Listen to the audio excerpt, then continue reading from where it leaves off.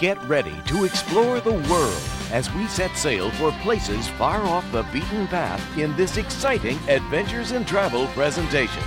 Visit some of the most fascinating destinations in the world and take part in activities that are far beyond the ordinary tourist routine. You'll be thrilled as we bike, sail, dive, trek, and climb to really experience the world and its cultures. For an unparalleled vacation, let's join our host, Doug Jones.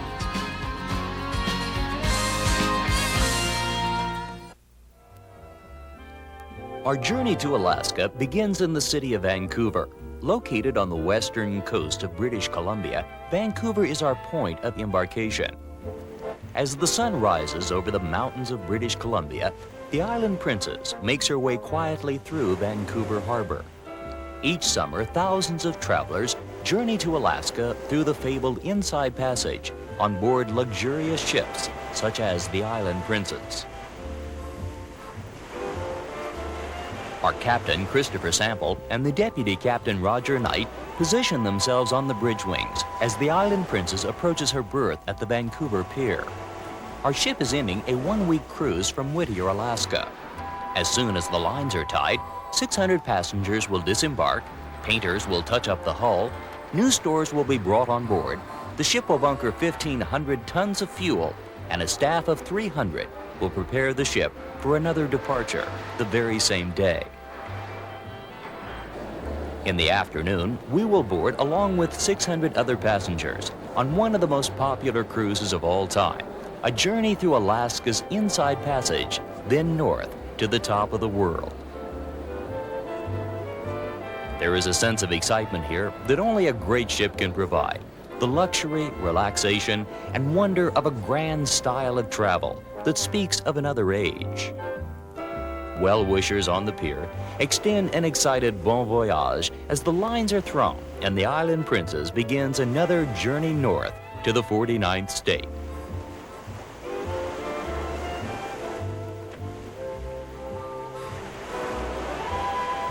Our ship sails through the Vancouver Harbor toward the open sea. As we pass under the Stanley Bridge, deckhands bring in the port flags, and another sailing is underway. The Island Princess is one of more than a dozen great ships that make this journey each week in the summer months. She sails out of Vancouver and then heads north along the Canadian coast. Our first stop is the lively town of Ketchikan, the first community of any size that we will encounter in Alaska. The Inside Passage is a natural, protected waterway created by nature. An archipelago of more than 1,000 islands forms a calm, protected passage north along the Alaskan coast. Ketchikan is a busy port, and its harbor fronts the main street of the town. The wood frame houses cling to the hillside above this community, which is still an active center for the fishing trade. Each morning, fishing boats head through the early misty fog to catch the Alaskan king salmon that are Ketchikan's main claim to fame. We dock in the center of a town that has the dubious distinction of being one of the wettest cities in the world. In the center of Ketchikan is a rain gauge that registers almost with a sense of local pride just how much rain the community has endured to date.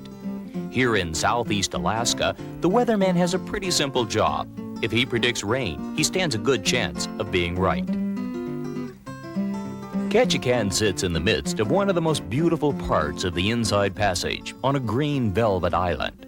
The community developed as a logging center. The timber industry is still active today. Logs are floated down the passage to the sawmill on the outskirts of town. With a population of only 11,000, Ketchikan is still the fourth largest city in the state. At the turn of the century, it was considered a boomtown with 800 settlers, but its history actually goes back thousands of years to the native Tlingit Indians, the original settlers of this land. A young Alaskan of Tlingit bloodlines chops out the center of a rough-hewn log as he prepares to carve a corner post for a ceremonial hall. The Tlingit Indians of southeast Alaska continue their traditions today. and the beautifully hand-carved totems stand as a reminder of a rich and colorful past. The figures on these elaborately carved totem poles represent events, leaders, family, and the history of each clan. They do not, in most cases, represent gods or spirituality, as some people assume. They were created to preserve the stories and history of a people, not as idols of worship.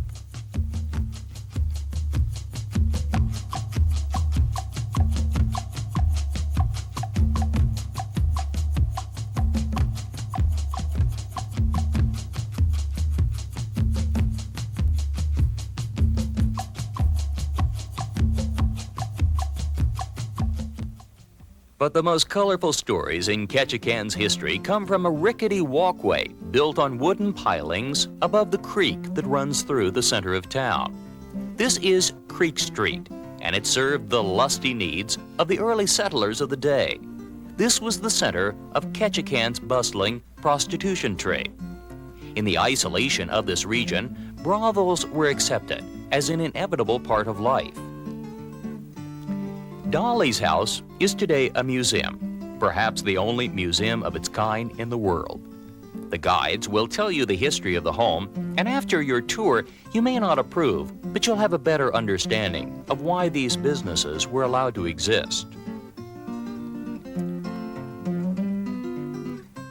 Dolly was Ketchikan's best-known prostitute. She wasn't a madam, she ran a sole proprietorship, and the house was her home. The decor is quaint, except hanging in the window was the bright red light. When it was on, Dolly was available. When it was off, she was otherwise engaged. Today you can't help but be struck by the simple, homey charm, a far cry from the smoky bordellos of most waterfront towns. Because the simple fact is that many of the men came in just to talk. They were lonely, and Dolly's biggest business was conducted on the parlor sofa and not the upstairs bed. Still, Dolly was no angel, and her business was conducted over a very long period of time. Dolly had a long working career. By the time she retired, she had put on a bit of weight. Her slip is proof that in terms of size, Dolly gave the men their money's worth.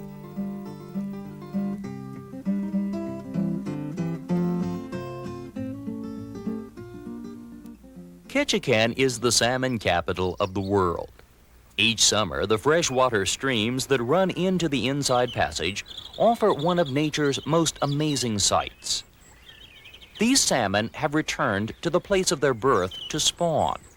It will be the end of their lives and the conclusion of an amazing cycle of nature.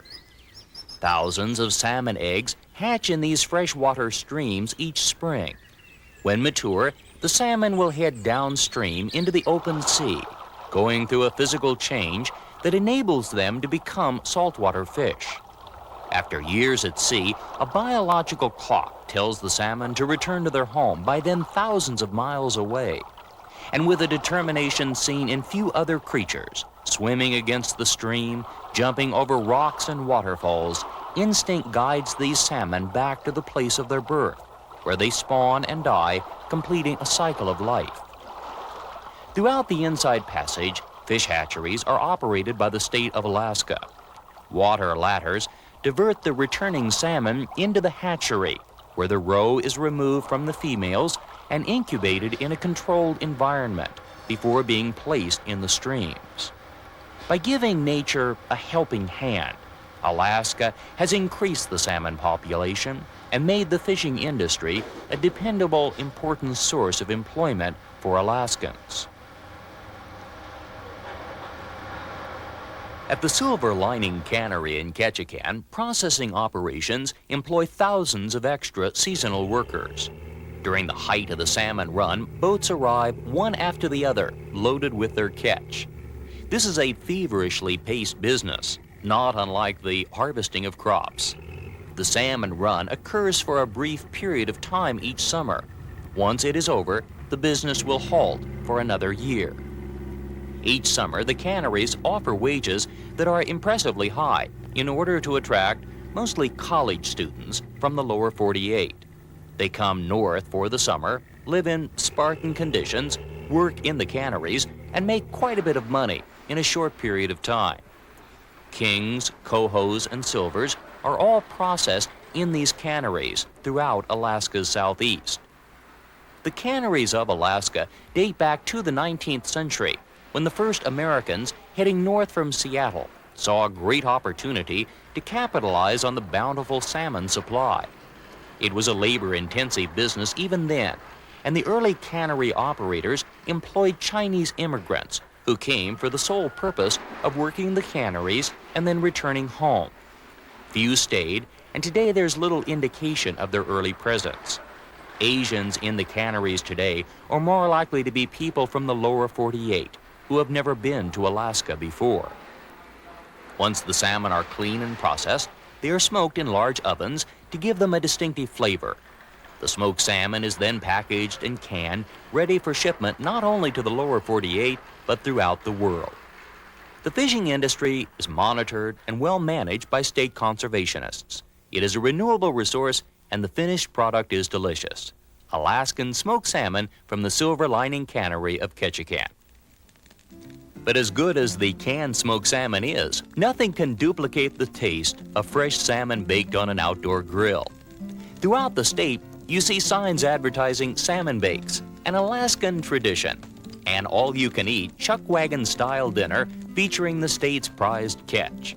The aroma is mouth-watering, and the setting in the misty hills of Alaska's southeast makes for a dining experience we'll remember long after we leave the state.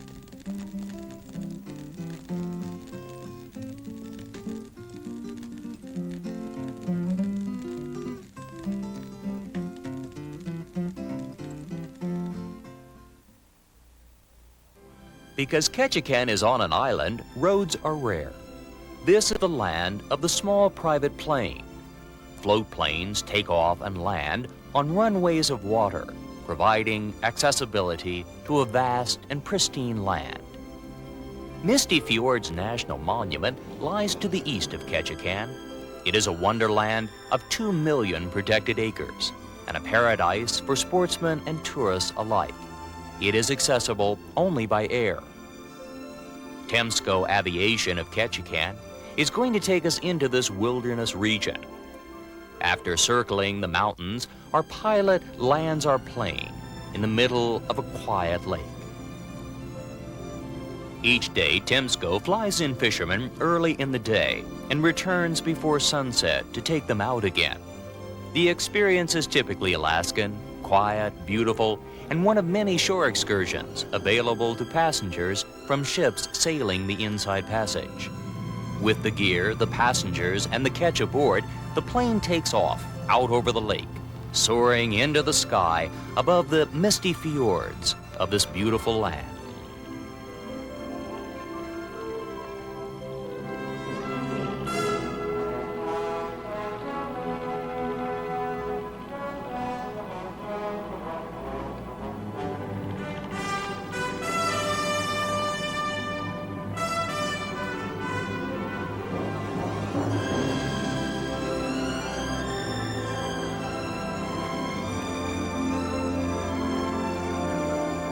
Back in Ketchikan, we reboard the Island Princess and continue sailing north through the Inside Passage.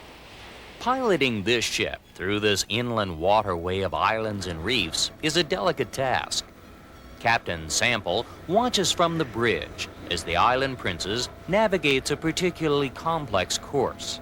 Deputy Captain Knight mans the controls of this 553-foot vessel while monitoring a panel of instruments designed to ensure our safe passage.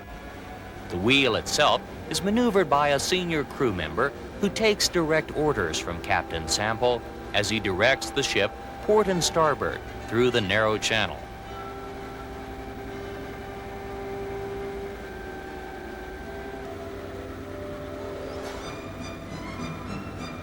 The job of our navigator, Graham Goodway, is very complex in this part of the world.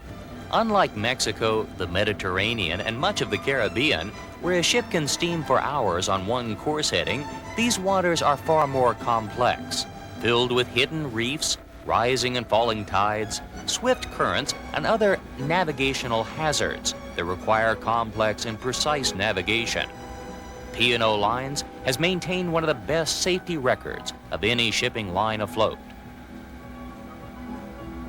Tied in with safety is the radio room. It is the chief radio officer's duty to make sure the ship is in constant contact with other vessels nearby and to monitor the ship's exact position. When he isn't busy doing priority ship business, he'll put your personal phone call through.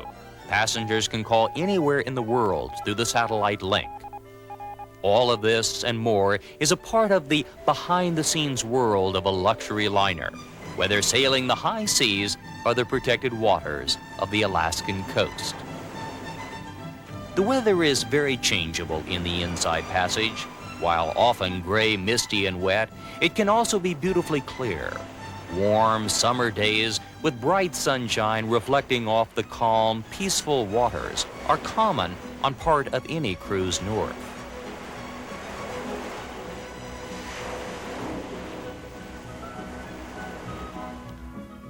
Our next stop is the capital of Alaska, Juneau, a landlocked city accessible only by sea or by air. Juneau has been the capital of Alaska since 1906.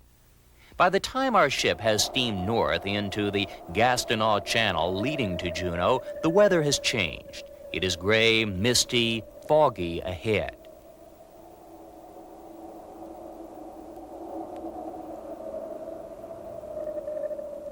Juneau is perched on a shelf between massive mountains to the east and a deep water channel to the west.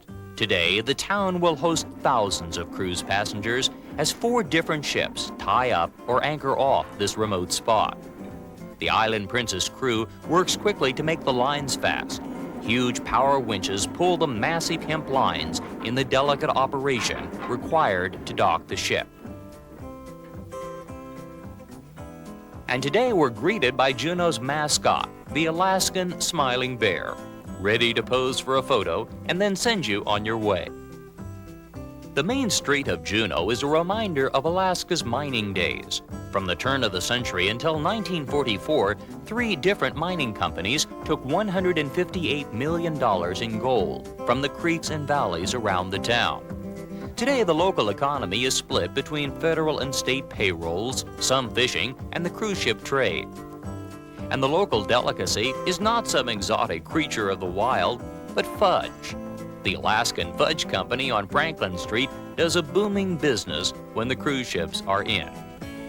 Here, the fudge is made the old-fashioned way, cooked and simmered, then spread out on marble slabs and turned with a huge spatula until it has cooled and set, ready for you to eat. Juneau was built on hills, and the town seems to go straight up. Old wooden homes speak of a time when this was a boom town built on the prosperity of gold. Wooden stairways cover the hills and still provide the primary access down into the center of town. This is a city that will give you a workout. There is no need for an aerobics class here. A simple walk home will do. Juneau is the state capital, and the simplicity of the Capitol building reflects the fact that when it was built, Alaska was a territory, not a state. The governor's mansion is just around the corner. It is elegant and grand, particularly for Alaska. But this is no ordinary state capital. Not only are there no roads in or out, a huge glacier abuts the backside of town. The Mendenhall Glacier is a massive moving wall of ice 12 miles long, extending out of the 1,500-mile-long Juneau ice field. Anyone who comes to Alaska wonders why the glacial ice is blue. The reason is the density of the ice.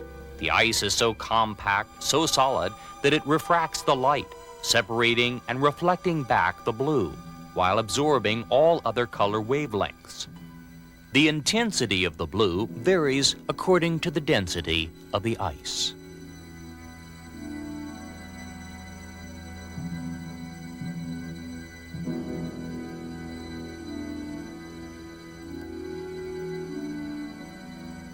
For many cruise passengers, one of Juneau's greatest thrills starts here at Era Helicopters. Each summer, Era transports thousands of visitors high into the Juneau ice field. For many, it is their first helicopter ride. For almost all, it will be their first walk on a glacier.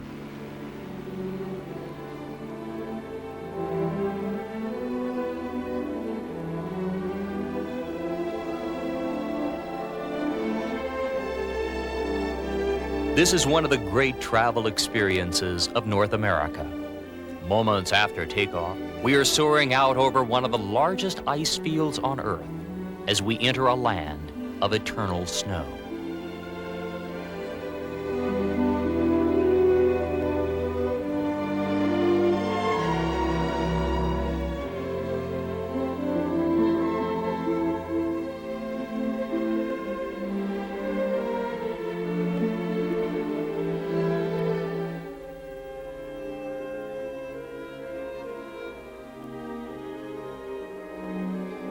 Our pilot searches for a flat spot away from the deep and dangerous crevasses. We land in an icy rain and set foot onto the glacier, a world far removed from the ship we left behind.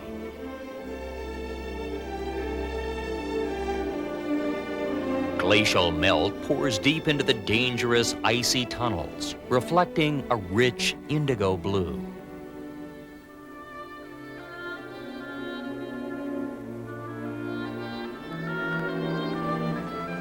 As the storm intensifies on the glacier, our pilot loads up and takes off, leaving this desolate, frozen land of wonder far below.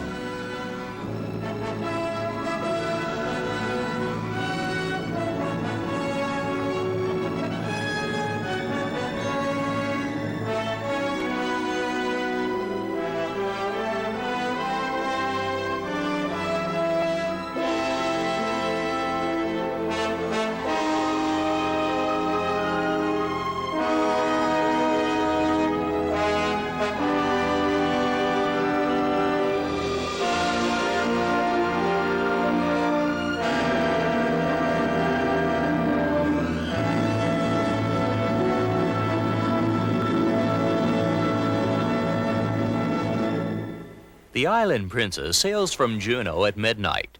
The following morning, passengers wake up to clear blue skies as we continue north through the Inside Passage. Cruising to Alaska has become one of the most popular travel experiences of recent years, and the Island Princess is one of many ships making this trip each summer. One of the reasons for the popularity of this journey is the variety of experiences it offers, and the luxury, comfort, and relaxation great ships provide. The Alaska cruise gives you an opportunity to see breathtaking scenery up close, explore interesting towns, and enjoy the company of other travelers. If you enjoy skeet shooting, you'll have an opportunity to practice your skills as the clay pigeons sail out over the Inside Passage.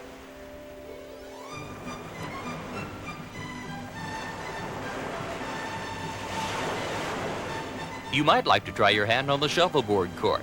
Shuffleboard was first played at sea on P&O ships in the 1870s, and it still fills many ocean hours. Ping pong on the windy decks can provide an interesting challenge. It's not too taxing and a great way to spend part of the afternoon. The Island Princess has a fitness gym where you can bike, lift weights, join aerobics classes, and in general keep fit on your cruise. Physical fitness and regular workouts in the gym are standard features of life at sea today. There are also card games, gin rummy tournaments, and bridge classes each afternoon. And for many passengers, just relaxing with a good book is what life at sea is all about. Cruising offers travelers an opportunity to keep constantly busy or to be totally relaxed. Tea is served each afternoon at 4, another tradition that harks back to the days of the great transatlantic liners when the British ruled the high seas.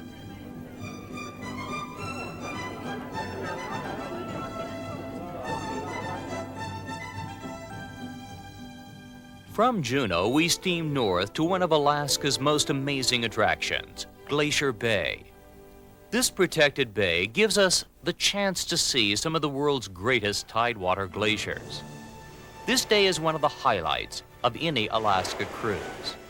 A National Parks ranger boards the ship from a tender and stays with us throughout the day.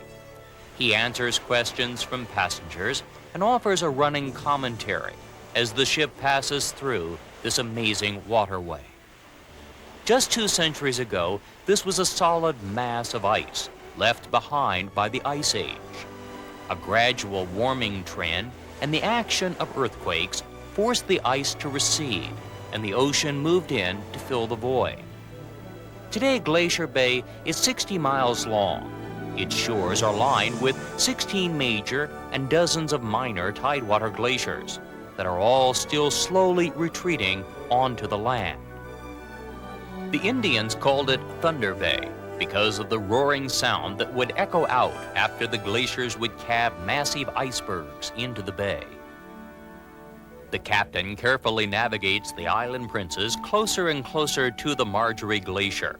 His eyes never leave the glacier's face, for if a large enough iceberg breaks off, he'll have to make a quick retreat. Dwarfed by the size of this mass of ice, the Island Princess journeys right up to the glacier face.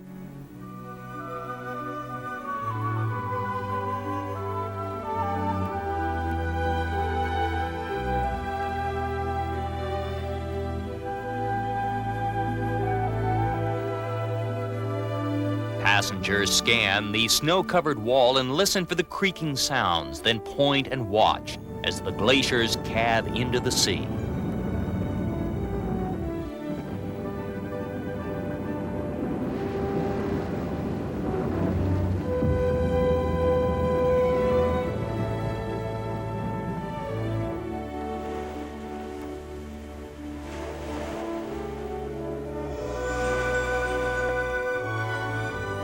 From Glacier Bay, we head east, then north through the Lynn Canal, a natural channel carved by ice long ago.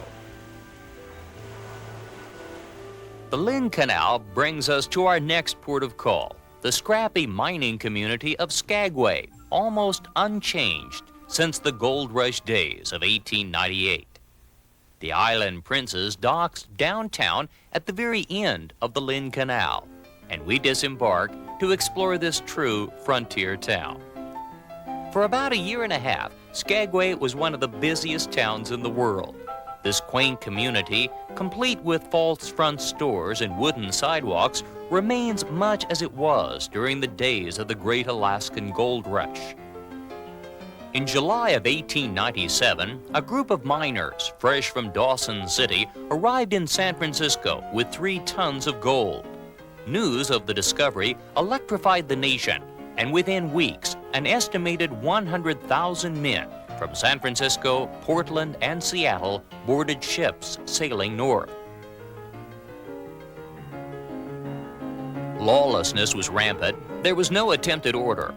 Prostitution flourished, and the cribs, little wooden huts, individual bordellos, still stand on the old main street. At the turn of the century, they offered services that were strictly illegal but widely used. A modern-day sign over one such crib aptly describes the services offered inside. Gambling flourished, liquor abounded, and the whole rollicking town had a frontier feeling that had long since vanished in the lower 48. On the outskirts of town, the cemetery speaks of shootouts and tragic deaths. Few people here lived long lives. The stakes were high, and the town attracted the misfits of America, seeking their fortunes in the hills that promised gold.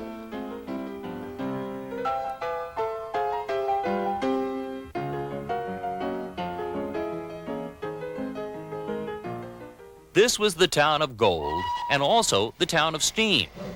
The White Pass and Yukon Railroad still operates under the power of steam. The train pulls up next to the Island Princess. So let's board the train and set out on a true journey back in time.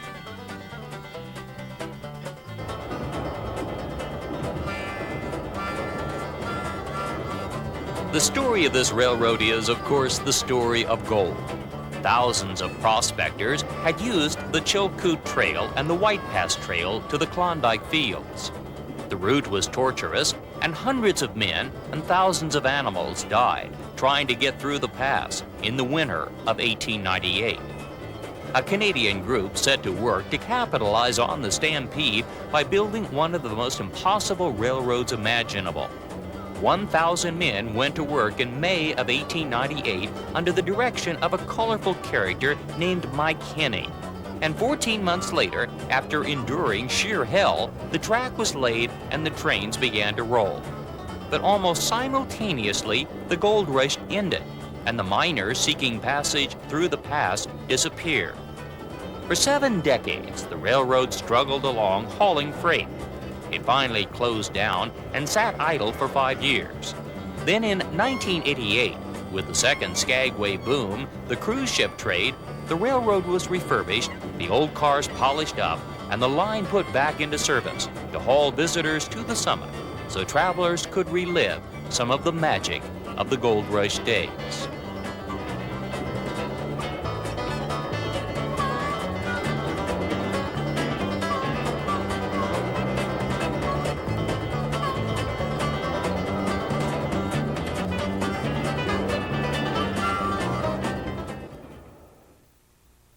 From the train, we now return to the ship. The Island Princess is preparing to sail south and west toward the open sea. We are leaving the protected waters of the Inside Passage and heading toward the Gulf of Alaska. The serenity of this waterway gives way to the rolling seas as we sail alongside spectacular snow-covered mountains that rise up from the shore. In the night, the waves build as the Island Princess heads west across the Gulf. But the following morning, all is peaceful and calm. The seas are glassy, and crew members open up the ship. During the night, the seas necessitated battening down the bow area by installing heavy metal covers over the large open windows. This morning, these will be removed and stored until needed again. The Island Princess carries 600 passengers and a crew of 300. The staff is comprised of many nationalities: British, Italian, Filipino, Portuguese, and American. Maintaining a great ocean liner requires many different skills. Engine workers, safety engineers, manifest officers, provisioning agents are all a part of the onboard team that keeps a great liner afloat. A ship is really a floating hotel, requiring the same personnel that you would find in a fine resort. Shore excursions are a part of any cruise. Dennis Daughters is the shore excursion manager and will oversee dozens of different excursions for the passengers. The photo shop is a part of any ship at sea. Onboard photographers take hundreds of photographs of the passengers both on and off the ship. Within a few hours, the photographs are on display. Ships also offer shopping on board. International law allows duty-free shopping while the ship is at sea, and ships offer an interesting array of merchandise. The Island Princess offers a wide variety of cabins. The cabin that you see here is a typical medium-grade cabin designed for efficient use by travelers at sea. A daily newspaper, the Satellite World News, will keep you in touch with current events. But some of the real magic of any cruise happens in the galleys below. Executive Chef Pietro Ruffo is a veteran of great ships and is a master of preparing lavish meals. The Island Princess prides itself on fine continental cuisine. The staff is from Italy, and their talented skills make for fine dining. Everything must be prepared on board. Fresh bread is baked daily, and pastry workers prepare desserts that would delight a king. Of all of the dishes and meals prepared at sea, nothing rivals the desserts. Here in the pastry kitchen, chefs can produce anything your heart desires. Cakes, pies, torts, puffs, and creams come out of the ovens each day. Personally inscribed cakes are prepared for passengers celebrating birthdays and anniversaries.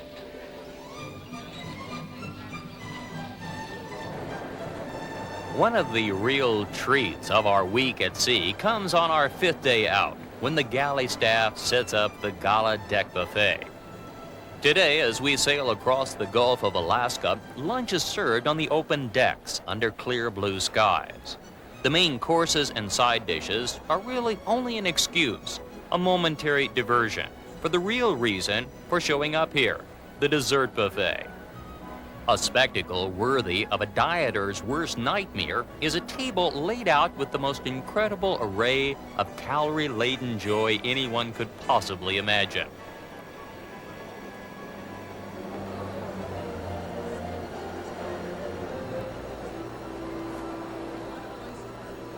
There is so much activity and milling around, you can discreetly make a half a dozen passes through. No one will notice except the staff who, like diet saboteurs, eagerly encourage you to do just that.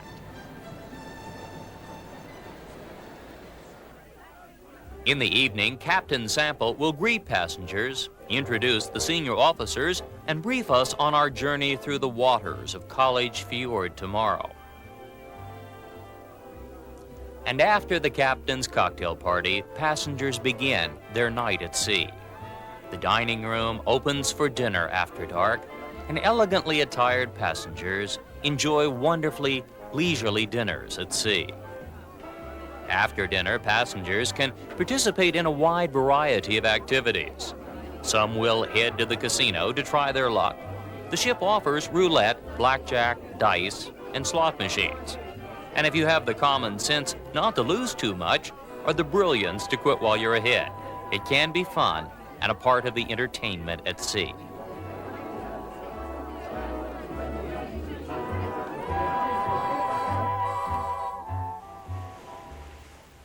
The following morning is our 6th day out. The Island Princess is completing her journey across the Gulf of Alaska, and will soon begin one of the most interesting experiences offered by the Alaska cruise, sailing through College Fjord.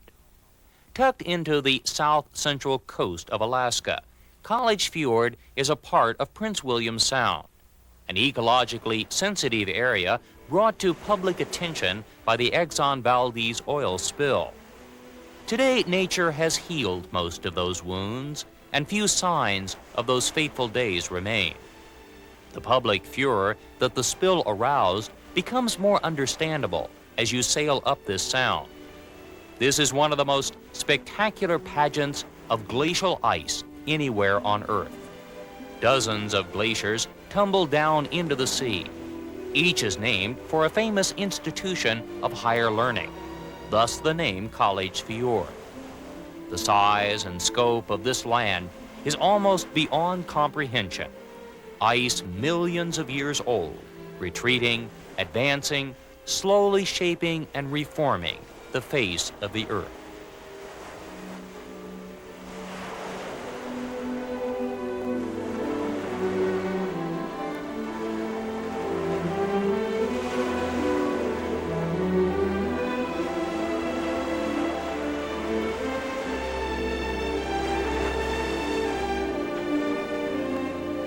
Our ship sails up to the very face of Harvard Glacier.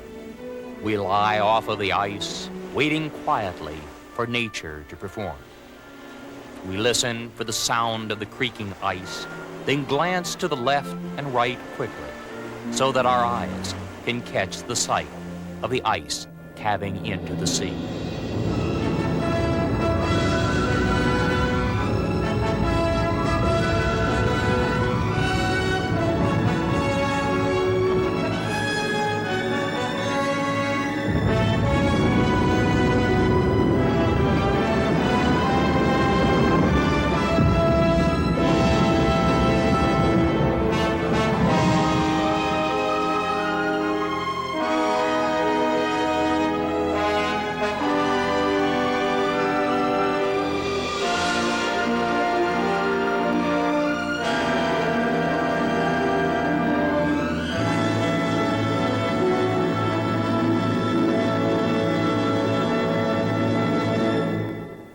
From College Fjord, we sail west to the port of Whittier. Whittier is located on the eastern side of the Kenai Peninsula. Here we disembark, say goodbye to the staff, and proceed across the pier to the cruise train. Though located only 60 miles from Anchorage, Whittier is separated from the city by a mountain range. As a result, there is no road, only a tunnel through the mountains, built for the train. Passengers get on board, sit back and relax as they catch their first glimpse of the panorama that the interior of the state provides.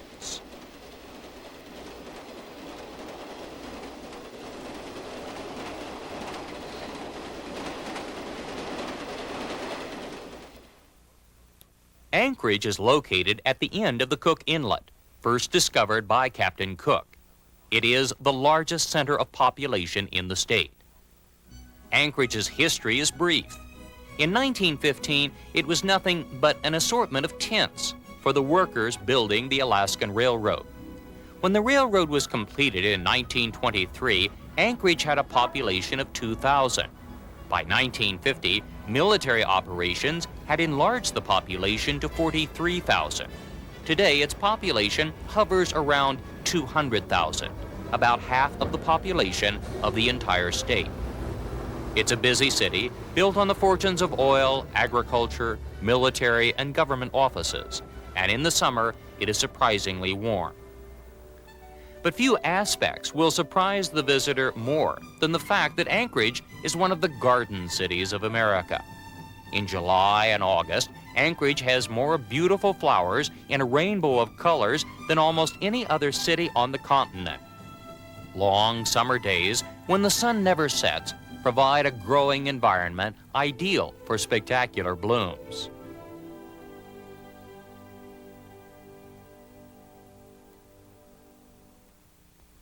One of Alaska's most interesting regions lies just outside Anchorage, 40 miles north, the Matanuska Valley. This is the center of Alaska's greatest agricultural region.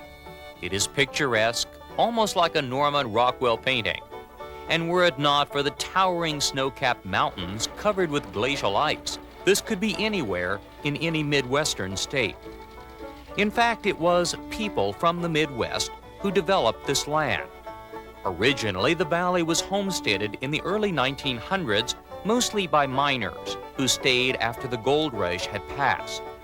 But the valley didn't really boom until 1935, when the federal government brought 200 families from the upper Midwest in an attempt to offer a helping hand to Depression-era farmers who were losing their land in the lower 48.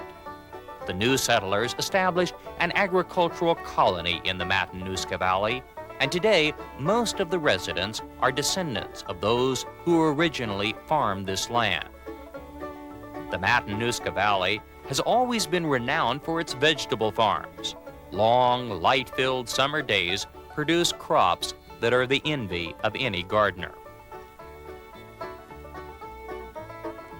The livestock includes some curious breeds. At one time, musk ox roamed the Alaskan range, but hunting almost made them extinct. In 1930, a herd was imported from Greenland. The wool of the musk ox, known as kiviat, is luxurious and highly prized. Today it is shipped to outlying Alaskan villages, where native Alaskans weave the wool. The center of the Matanuska Valley is the town of Palmer. During the last week of August each year, Palmer comes alive with the opening of the Alaska State Fair. Here you can see a side of Alaska visitors rarely glimpse: local people enjoying themselves at a traditional event. There are carnival rides, games, and entertainment for young and old alike. There is a simplicity about life here, far removed from the hectic pace of the urban world. Here you see the true Alaska, its rural farm heritage and country charm.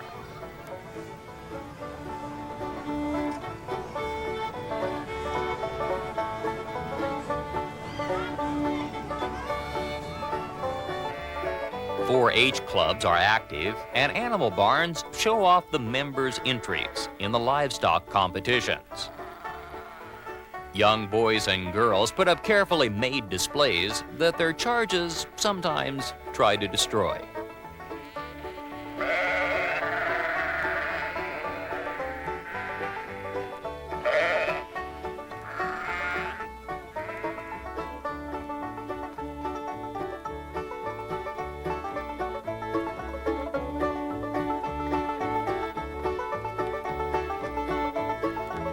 In addition to the livestock competition, farmers from throughout the state display their prize-winning crops. If you enter crops in these contests, they'd better be big. Big as the yardstick for all Alaskan produce.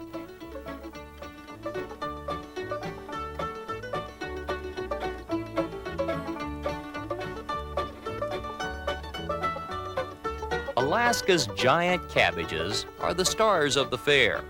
It was the stories of 50-pound cabbages that the government used during the Depression to encourage the Midwestern farmers to move north. This state fair winner broke all records, 76.5 pounds. You could probably make enough coleslaw from this one cabbage to feed a baseball team for a week. Alaskans love sports, and the isolation makes for some imaginative ideas.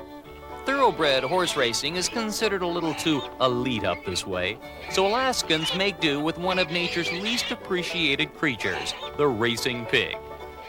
There is a sense of anticipation in the crowd. The excitement builds as the pigs are brought out of their stalls, draped in their colors, and mustered at the starting gate. The gun sounds and they're off. The favorite, Piggy Went to Market, is coming up fast on the inside. The flag is down and the winner is Piggy Went to Market, paying 2-to-1, the currency here being Oreo cookies paid out to the pig. We're now ready for the second heat. This time the challenger is Bacon Bits. Now off they go again.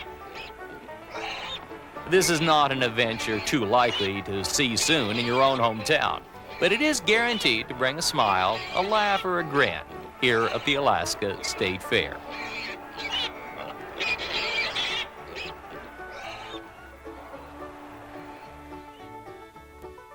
From Palmer, we return to Anchorage, pack our bags, and head to the depot to board the Midnight Sun Express. Each summer, between Anchorage and Fairbanks, the Alaska Railroad hauls on the end of its yellow passenger train luxurious double-decker dome cars. They were built by Princess Tours for passengers from their ships. The rail line actually begins in Seward to the south on the Kenai Peninsula and ends 500 miles to the north in Fairbanks. The story of its construction also reflects Alaska's early days. The railroad was a project of the U.S. government. In 1915, Congress authorized the president to build a railroad in Alaska in order to exploit the gold.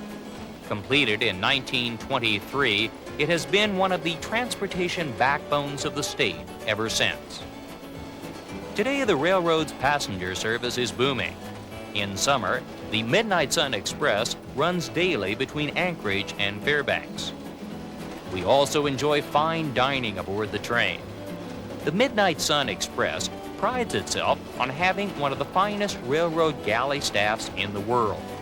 As the train gently rocks back and forth along the tracks, the kitchen staff prepares wonderful meals, comparable to those served at sea.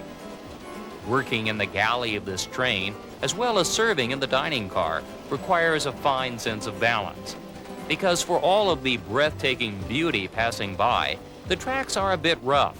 The line hauls freight and passengers on the same rails, and this, coupled with the winter climate and summer heat, means that the Alaska Railroad must work constantly to keep the tracks smooth.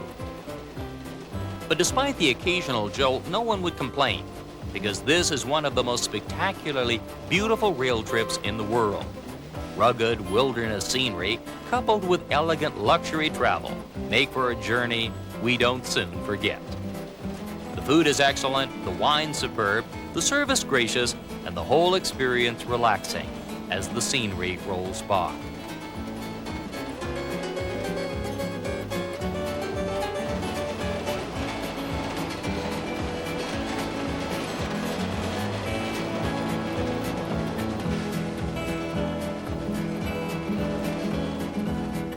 From Anchorage, we have now moved into the center of the state. Fairbanks, Alaska's second largest city, has a population of just over 25,000. Fairbanks may be small, but it is the headquarters for much of the vast interior of the state. In the center of town stands a monument to the people of the North, Alaska's native population. the rugged men and women who have lived in this land for a very long time. Today, Fairbanks seems like a sleepy Midwestern town. Here in the center of Alaska, several native corporations manage the assets they have acquired in recent years. Sam Dementoff is one of the administrators at Doyon Limited, one of the native corporations created in 1971 as a part of the Alaska Native Claims Settlement Act.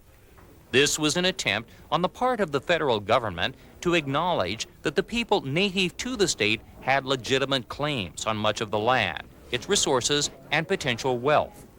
The result was the allocation of 44 million acres of Alaska's land to 13 corporations and the distribution of stock to every native Alaskan born here before 1971. Throughout central Alaska, men and women can be seen carrying on a variety of crafts. The materials used reflect the land. Figures and forms carved out of soapstone tell of Alaskan life. Each summer, the state government distributes the green serpentine stone to outlying villages, where artisans create saleable pieces. Finished goods are sent to stores in Anchorage to help support a way of village life that continues in the remote wilderness regions of Alaska today.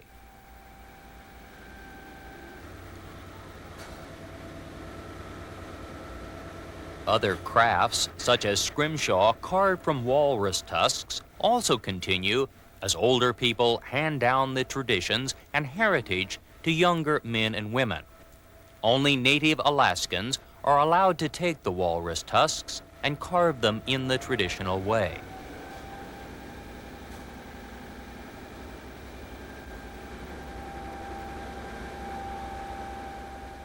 Alaskans were always considered very social people, and dances were always a part of Alaskan life.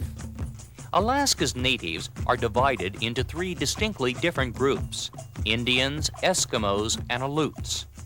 The Indians of Alaska comprise several tribes. Perhaps the best known are the Tlinkits of the southeast and the Athabascans of the interior. The people of the islands and the peninsula are the Aleuts, a seafaring people skilled in fishing and whaling. The Eskimos are the people of the north, the Bering Sea and the Arctic Ocean. Eskimos, numbering about 40,000, account for half the native population of the state. Games were also a part of native life, and those games reflect the skills needed and acquired to survive in this remote and wild land. Today, young Alaskans continue to play the same games in the form of organized competitions. And each summer, the best will compete in the World Eskimo Indian Olympics, a celebration held in Fairbanks each July. To compete, the contestant must be at least 1/4 native Indian, Aleut, or Eskimo. The competition involves 25 different events: the arm pull, the stick pull, the 1-foot high kick, the 2-foot high kick, and other interesting feats. Proud young men and women continue these traditions of their ancestors by participating in this annual event, a highlight of summer in the central part of the state.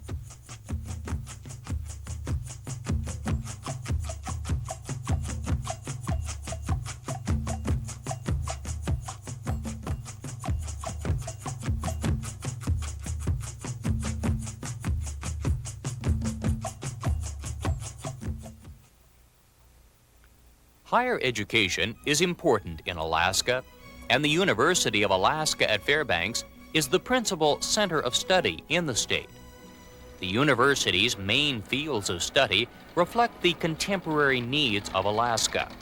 Agriculture is emphasized, and the experimental farm is one place where new ideas are tried and perfected.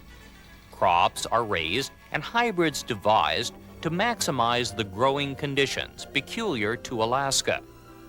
Extremely variable light, dark in winter, long days in summer, coupled with a climate that ranges from sub-zero cold to days in summer that can top 100 degrees, make for growing conditions that can be manipulated to produce some spectacular crops and blooms.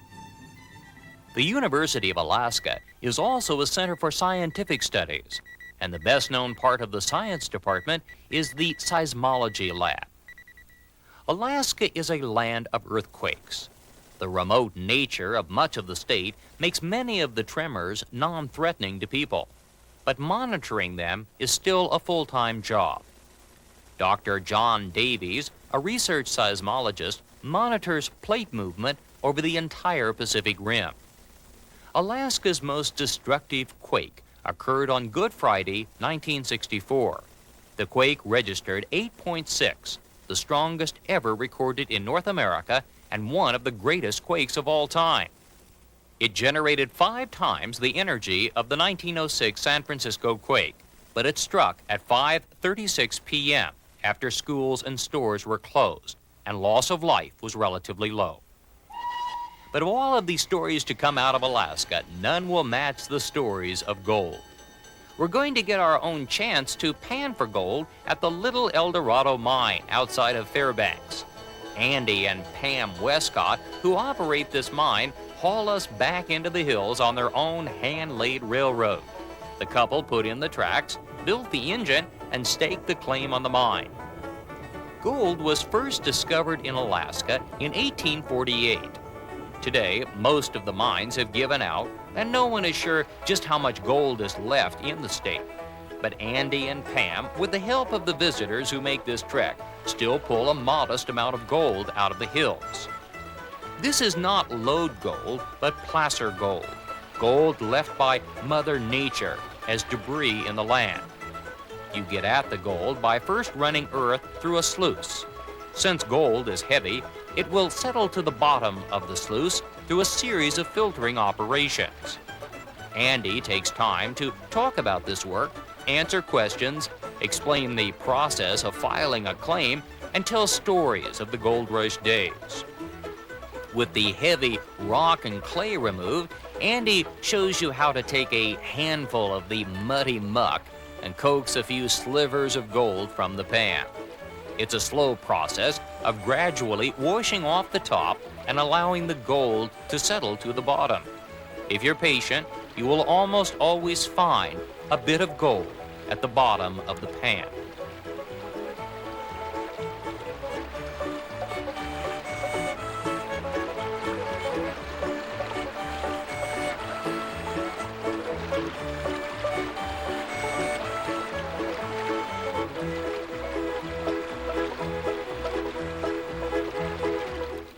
In the quest to reach the Klondike, thousands climbed the Chilkoot Trail and the White Pass Trail and rafted down the Yukon River. Others traveled north by steamer and boarded paddle boats on the Yukon that would take them back into the Klondike, hopefully before the river froze. Today at Fairbanks, the Riverboat Discovery lets you experience some of the feelings of those who took this route.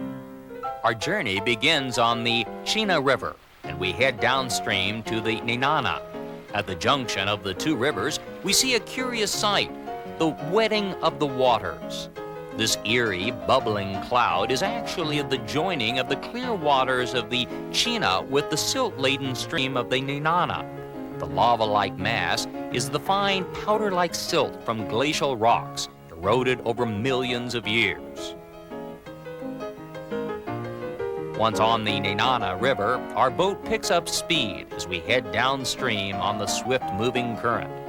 The water is chalky gray, the silt so thick it looks almost like wet cement.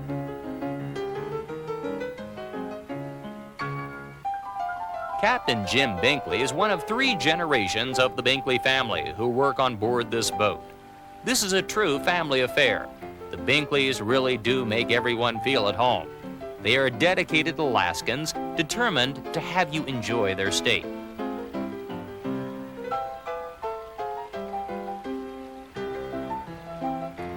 Fish wheels along the banks catch the spawning salmon by using the forces of nature.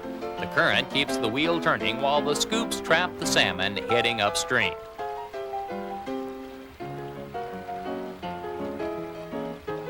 A ride on the Discovery is one of the highlights of Fairbanks, a bit different from the island princes awaiting us back at sea. We have traveled north halfway through the state, first by ship, then by train. Now the rugged wilderness of the tundra, the Brooks Range, and the land above the Arctic Circle awaits. This journey north, almost to the top of the world, will be made by motor coach. We will travel 415 miles north on the Dalton Highway to Prudhoe Bay. This is a restricted road, all gravel, no services, a truly desolate trail. It is the Haul Road, and it was built in 1974 to move goods and men north so that the Trans-Alaska Pipeline could be built. Each year, a selected number of travelers journey north on the Dalton Highway for a summer adventure in the Arctic. We cross the Arctic Circle 175 miles north of Fairbanks. The coach stops here, and each passenger can pose for a picture and then receive a certificate to prove that he or she has traveled above the 66th parallel, where the Arctic begins.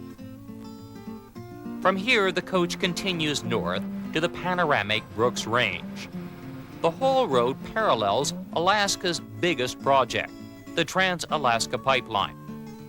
Few undertakings have created as much controversy as the building of this 815-mile-long pipeline from the Arctic Ocean to the port of Valdez. The story of its construction is amazing, its cost mind-boggling, its impact almost beyond measure. The pipeline opened up the state of Alaska economically. It provided another boom time for thousands who headed north to do the work. It was also the source of great ecological controversy over its potential disruption of wildlife migration. In some areas, the 48-inch pipeline was laid above ground, in others below. The above-ground sections were built over the vast stretches of permafrost.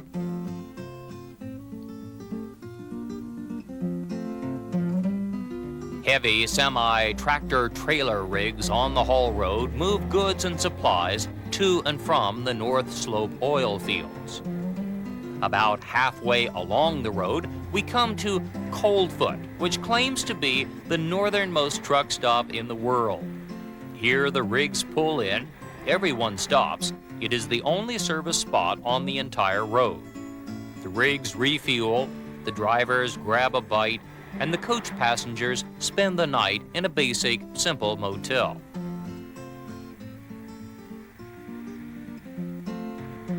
And if you have trouble sleeping, why not go sightseeing out over the Brooks Range?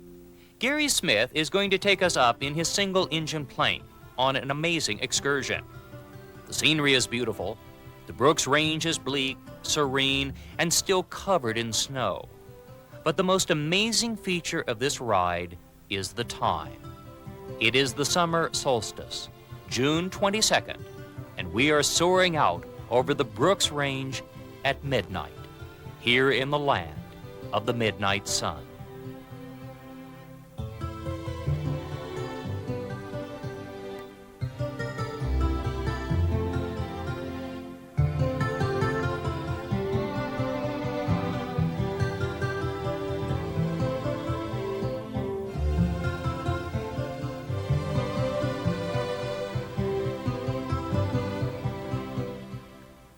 Our coach continues north through the range the following morning. The driver offers a running commentary as he tells us about the wildlife in the region and keeps an eye peeled so that he can point out animals as we pass them along the way. As we climb over the pass, passengers peer out of the windows and appreciate the grandeur of the scene.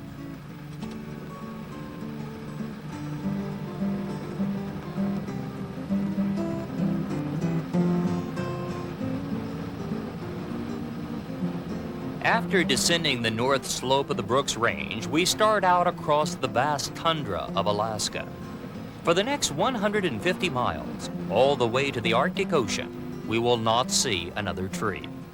The land is flat, mushy, bleak, but under the featureless land and out under the sea lies oil, the new gold of Alaska, and the reason this road was built. The gravel highway is maintained throughout the year. Even in the pitch-black dead of winter, goods are hauled north on this road to the settlements on Prudhoe Bay. Though workers fly in and out in work shifts, Most supplies are brought in by truck.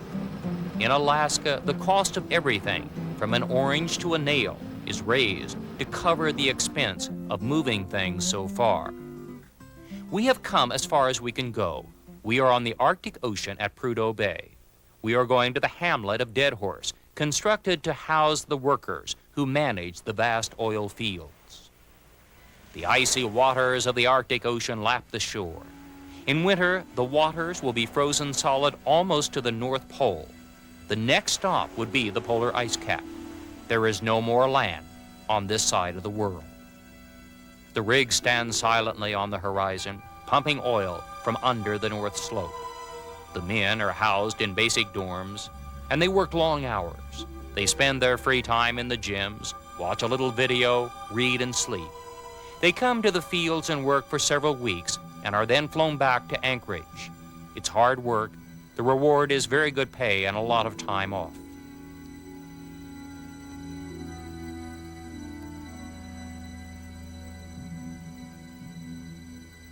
This is where the pipeline begins. Mile 0, where the oil begins its journey south. From this point, the oil flows across the state to the port of Valdez, where tankers transport the oil to countries around the globe. The Trans-Alaska Pipeline is the single most important component in the economic lifeblood of the state. From Prudhoe Bay, we return to Fairbanks, where we reboard the train south en route to our rendezvous with the island princes in 5 days' time. The scenery rolls by as we make our way downstate and once again enjoy the luxury and comfort of the Midnight Sun Express.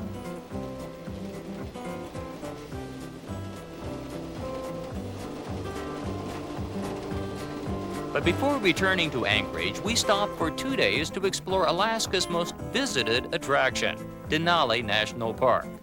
Located midway between Fairbanks and Anchorage, Denali is one of America's most spectacular attractions. The Midnight Sun Express arrives from Fairbanks early in the afternoon. It pulls into the small station, and we leave the train and make our way to Harper Lodge.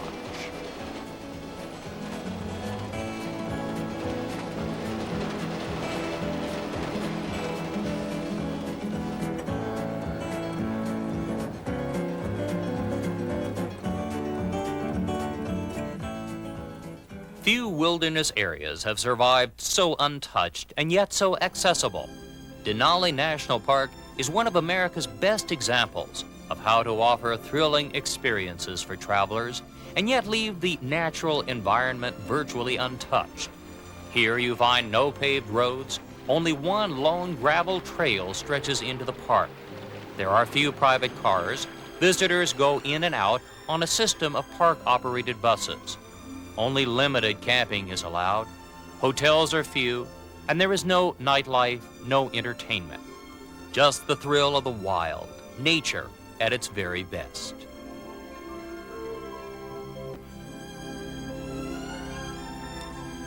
Harper Lodge is a rustic resort set just outside the park, high above the Nenana River below. Here it is early to bed and early to rise, because the real thrill of Denali is seeing the spectacle of wildlife roaming freely throughout the park. To catch the action, the buses load up at 6 a.m. and head out. Animals keep different hours than humans. They nap midday and are most active just after dawn. Throughout the park, great creatures, large and small, roam undisturbed by man. The Alaskan moose is one of the largest creatures of the continent. His antlers can reach 6 feet in width.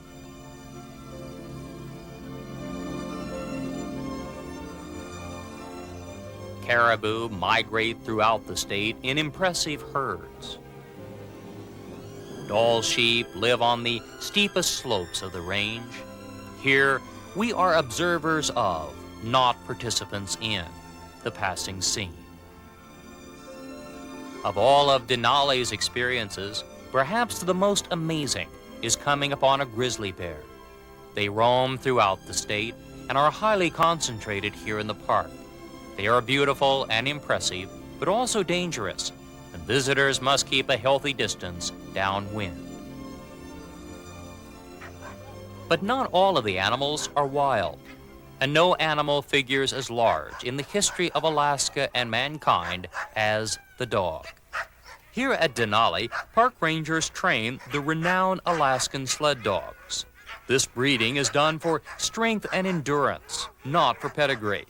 In fact, by American Kennel Club standards, all would be considered mutts. It was the dogs of Alaska that helped to open this land.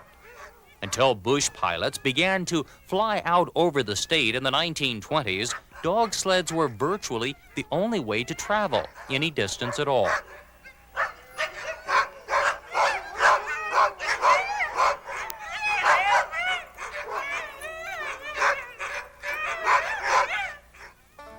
Denali also offers travelers the challenge of whitewater rafting. Visitors don yellow life jackets and climb into rubber rafts for an exciting ride down the Nenana River. The raft runners are all very experienced and give a brief safety talk before the beginning of each trip, complete with instructions on how to pull your mate back into the raft if he or she happens to bounce out. So with everyone suitably warned, the rafts set off in tandem down this lively mountain stream.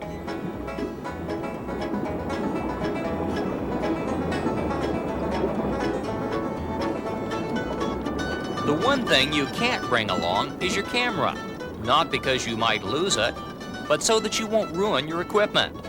The Nenana, as we saw in Fairbanks, is filled with glacial silt. It is as fine as flour. If your camera gets wet, and trust me it will, everything gets wet, the fine silt will seep through the case and destroy your lens and shutter. So no pictures underway. Just hold on tight and let the river take you along.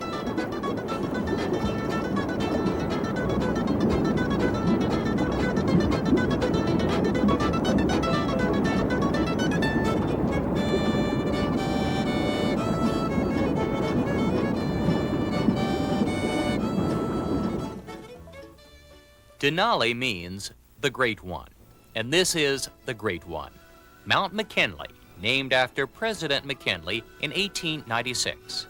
It is the highest mountain in North America at 20,306 feet, and one of the highest mountains in the world. Each year, tens of thousands of visitors stand at its base, awed by its colossal size.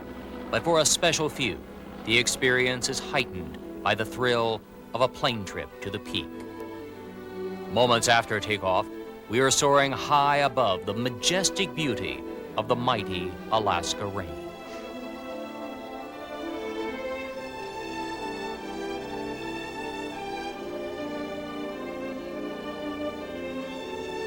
This colossus of nature, created by the shifting continental plates, dominates the state. On a clear day, the range is visible from Anchorage, 150 miles away.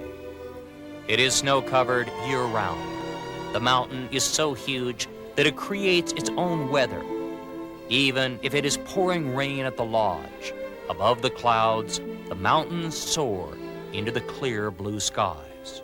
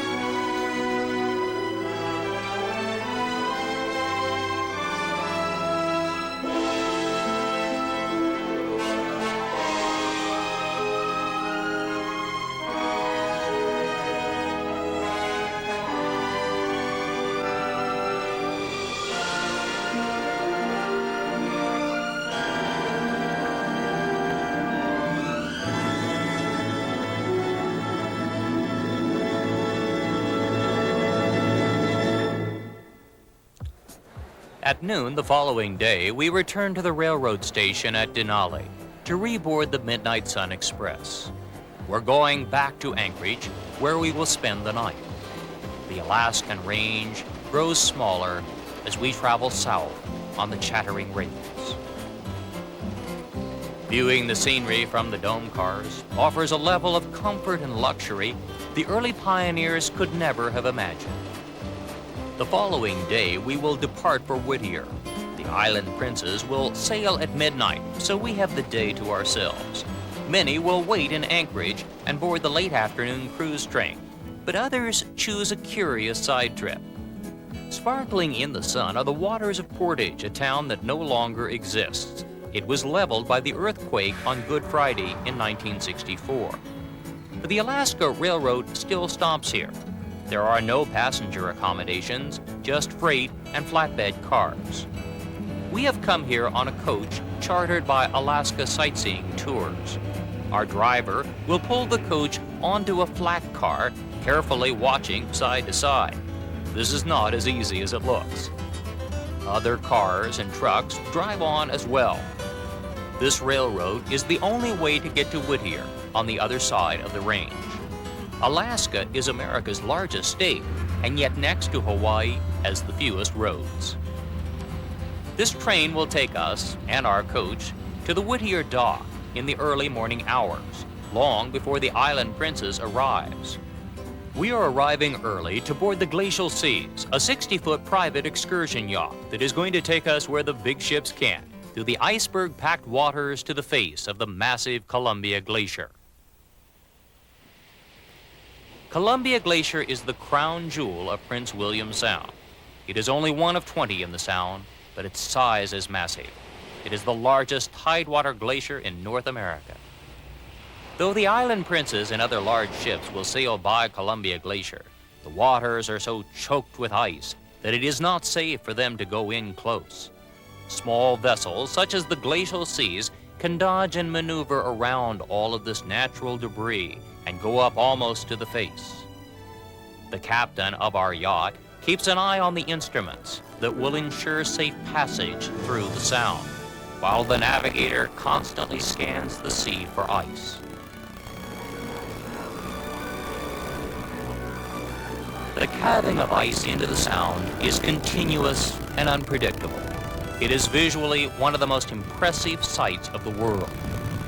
As we wander through the narrow lanes of ice, we hear the thundering sound of ice slabs breaking free from the towering wall as nature moves forward, carving and shaping the earth.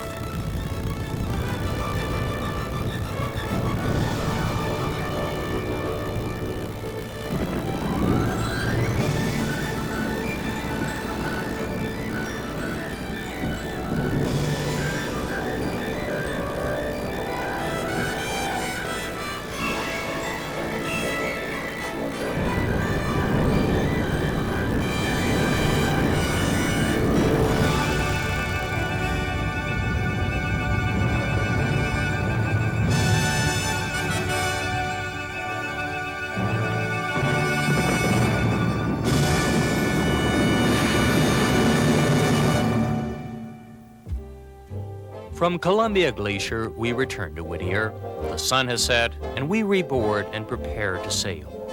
We have been all the way to the Arctic. We have seen the Earth and the ocean in panoramic form, and we have experienced the world in a way that only Alaska can provide. The Great Alaska Cruise is one of the world's most memorable travel experiences, enjoyed each year by thousands of people who sail north on great ships like the Island Princes to Alaska, America's Northern Star.